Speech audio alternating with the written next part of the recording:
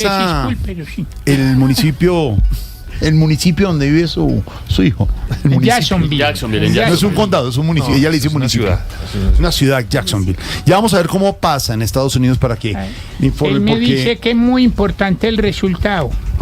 Claro, sí, obvio, por supuesto. ¿Ah, sí?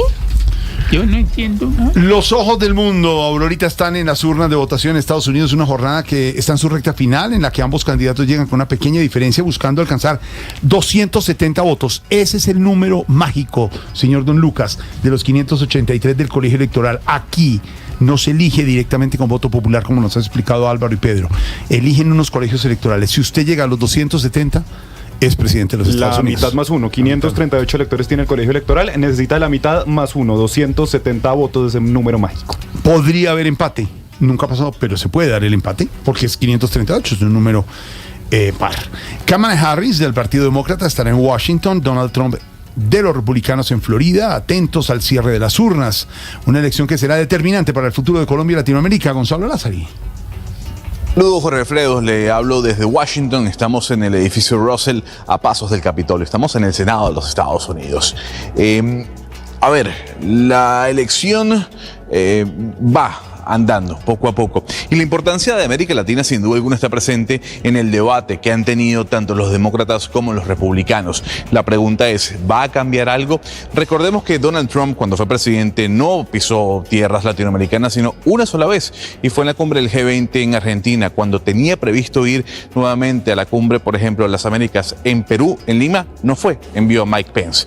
Por el otro lado, vemos que la candidata Kamala Harris o el gobierno de Joe Biden como presidente tampoco ha mirado hacia los estados de la América Latina. Sí, ha habido una cantidad importante de emisarios que han viajado al sur del continente para estrechar esas relaciones que quedaron algo maltrechas durante el gobierno de Donald Trump. Lo que sí es importante es que aquí el tema relevante entre los Estados Unidos y América Latina es el tema migratorio. Lo ha dicho el presidente de Panamá, la frontera entre Estados Unidos y el sur no es en Texas, es en el Darién. Y creo que ese va a ser un tema importante a debatir, sea quien sea el próximo presidente. ¿Por qué? Porque los 3 puntos álgidos de esta campaña electoral han sido: 1, el aborto; 2, la economía; y 3, precisamente el tema migratorio, sobre todo con esta gran oleada de venezolanos que han salido de su país por la situación en Venezuela. Gonzalo Lázari, también en Estados Unidos, en este cubrimiento especial de Blue Radio, después de las 8 de la noche, especial sobre elecciones en Estados Unidos, Aurorita. Jorge, yo quisiera preguntarle al doctor Álvaro Forero, ¿sí?, qué implicaciones tienen si gana Trump o si gana la señora Harris, por ejemplo, para el presidente Petro. Para el presidente Petro, para el gobierno Petro. ¿Cuál el escenario para el presidente Petro? ¿Cómo queda? Si gana Trump o gana Kamala Harris. Buena pregunta, Aurorita. Buena pregunta la de Aurorita, Álvaro. Sí, Jorge, yo creo que cambiaría drásticamente la relación de Colombia con Estados Unidos si gana Donald Trump. Si ganara Kamala Harris, muy seguramente continuará una buena relación. El Partido Demócrata y Biden valoran mucho la condición de aliado de Colombia y eso seguramente seguirá. Si gana Trump, el cambio será drástico, porque aunque Petro no es de línea pro-norteamericana, él ha sido muy pragmático en su relación con Estados Unidos y Estados Unidos también. A Estados Unidos no le conviene que un gobierno diga que perdió la relación estrecha con Colombia, y a Petro le conviene también una buena relación. Eso lo defiende inclusive internamente de sectores muy radicales. Pero con Trump la cosa será distinta porque él en el tema de migración está obsesionado con Venezuela. Ha dicho una y muchas veces que el gran problema de Estados Unidos es que los inmigrantes, que Venezuela vació las cárceles y los sanatorios para llenar de criminales a Estados Unidos.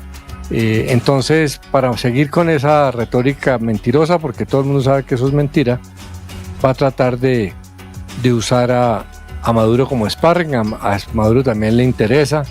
Entonces ahí van a hacer una comedia de grandes ataques y tal, y muy seguramente el gobierno Trump va a tratar a Petro como aliado de Venezuela y no como aliado de Estados Unidos, a pesar de que tampoco sea cierto.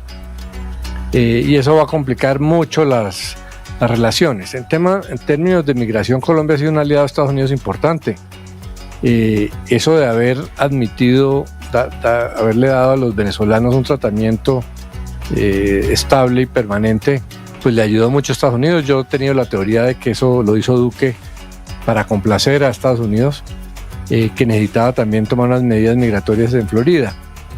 Y además Trump vive en Florida, es cercano a ese mundo republicano de Miami que es muy radical, muy agresivo en el tema de Cuba y Venezuela.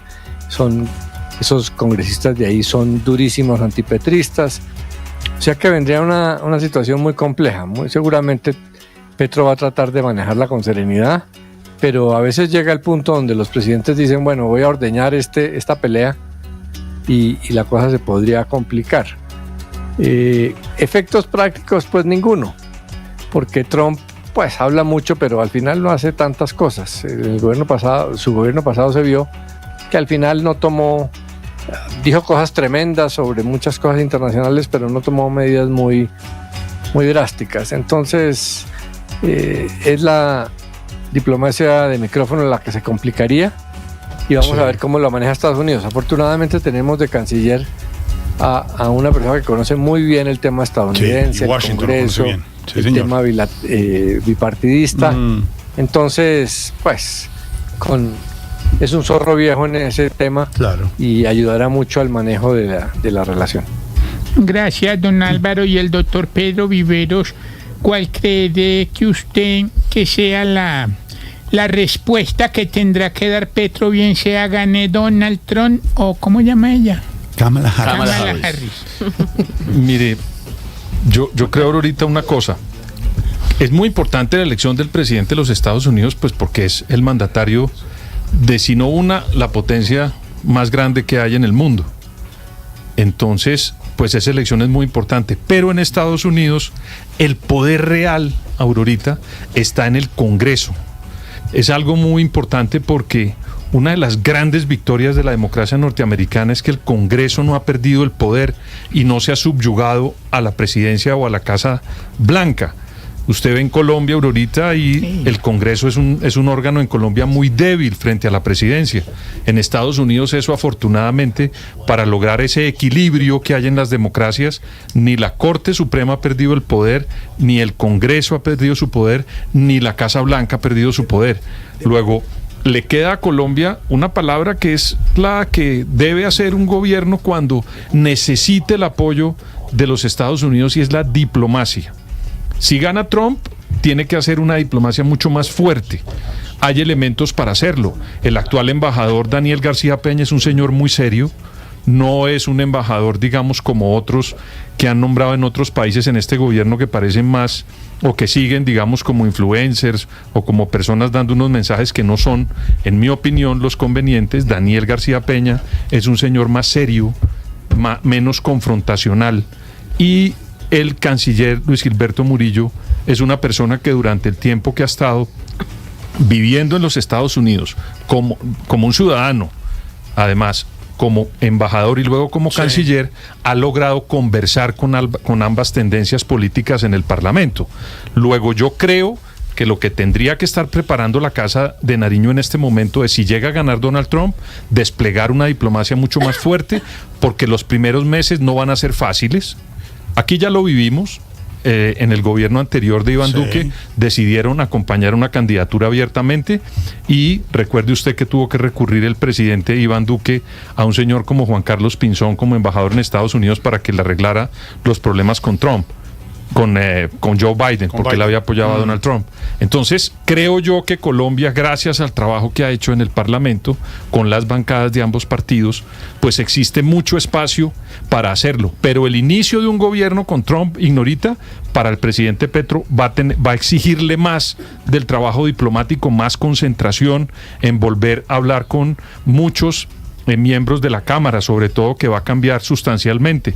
Entonces ahí tiene un reto el presidente Petro si gana Trump. Y si gana Kamala Harris, creo yo que tiene mucho más camino, hay mucho espacio, han trabajado, la conocen, tiene cercanía con el canciller por su condición de afro en los sectores del Black Caucus en los Estados Unidos. Entonces creería yo que ahí hay más espacio con Kamala Harris, pero los primeros meses serían difíciles, pero solucionables por el trabajo que ha hecho históricamente el Estado colombiano con ambas bancadas en el Parlamento, Aurorita. Ahí está. Gracias, doctores. Más difícil para Petro si es Donald Trump el nuevo presidente. Pues acuérdense de los del Estados Unidos. vainazo del presidente Petro hace Se arrancó 8 hace días, rato. justamente el martes, cuando abrió la plenaria de alto nivel allí en la COP16. No mencionó directamente a Trump, pero el vainazo iba directamente para Trump. 6 de la tarde, 5 minutos. En segundos el profesor, en segundo las noticias desde Estados Unidos, en segundo los personajes en Voz Populi, la Pisco Humor para nuestra dura realidad.